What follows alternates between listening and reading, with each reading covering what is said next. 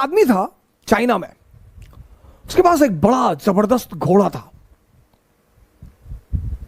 हम किसी भी घटना पर तुरंत निर्णय ले लेते हैं। आपको भगवान के निर्णय के बारे में क्या पता सर?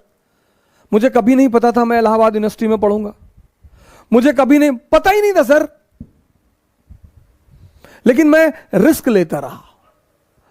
तो चीन में एक आदमी था किसी गांव में, उसके पास एक बड़ा नायाब घोड़ा था, बहुत नायाब, मतलब हवा से ज्यादा स्पीड थी घोड़े की। तो उस देश के राजा ने उस आदमी को बुलाया, कहा तुम अपना घोड़ा मुझे दे दो, तुमको मैं मुंह मांगी कीमत दूंगा। उस आदमी ने कहा कि सरकार घोड़ा तो ना बेचेंगे। अरे लोगों ने समझाया कि पागल हो, तुम क्या करोगे घोड़े का, और इतना पैसा राजा तुमको दे रहा, बेच दो।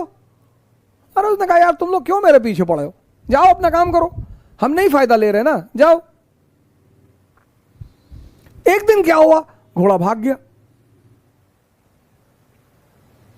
अब जब घोड़ा भाग गया तो गांव के लोग आए, हंसने लगे, कहीं देखा हम तुमसे पहले ही कहते थे, तुम समझे नहीं रहते हमारी बात को।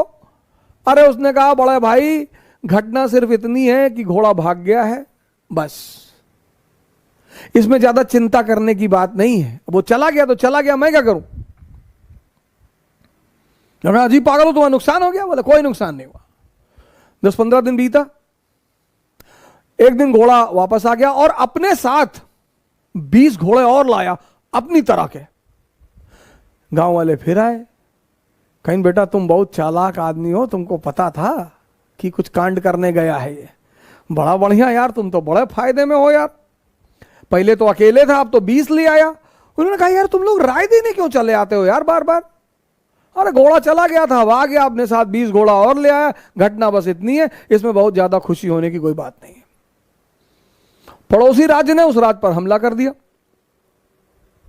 अब वो जो 9 घोड़े आए थे उसमें से एक घोड़े को इस किसान का बेटा ट्रेन कर रहा था, घोड़े से गिरा, उसका दोनों पैर टूट गया। गांव वाले फिर आए कि बड़ा बुरा हुआ यार, बताओ तुम्हारे लड़के का दोनों पैर ही टूट गया।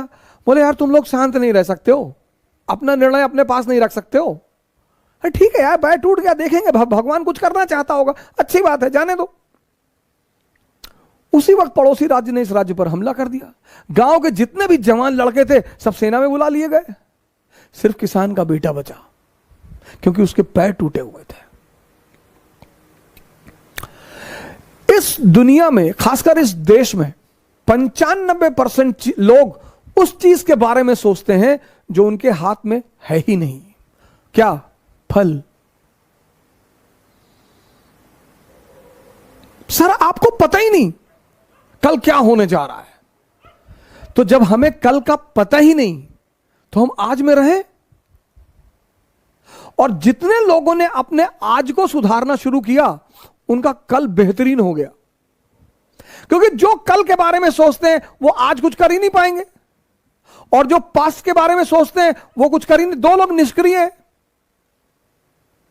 जो कल के बारे में सोचते हैं वो तो थोड़ा बहुत कुछ करेंगे भी, लेकिन जो पास्ट के बारे में सोचते हैं, हमारे पिताजी गवर्नर थे, रहे होंगे, बहुत लोगों के पिताजी गवर्नर थे।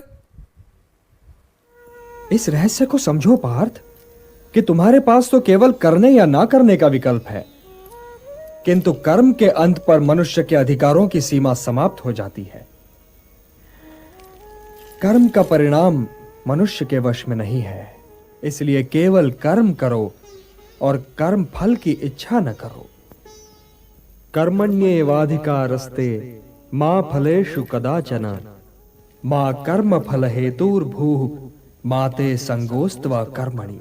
केवल कर्म करो, कर्म।